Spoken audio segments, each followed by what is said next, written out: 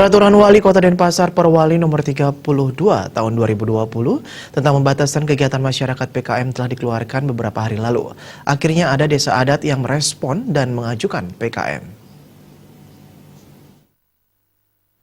Menurut Kabag Humas dan Protokol Pemkot Denpasar Dewa Gede Rai, ada dua wilayah yang mengajukan permohonan ke Wali Kota, Ida Bagus Rai Dharma Wijaya Madra, untuk melakukan PKM di wilayahnya. Kedua wilayah itu adalah Desa Sandurkau dan Kelurahan Panjar. Secara administrasi, dua wilayah ini sudah mengajukan surat permohonan untuk melaksanakan PKM.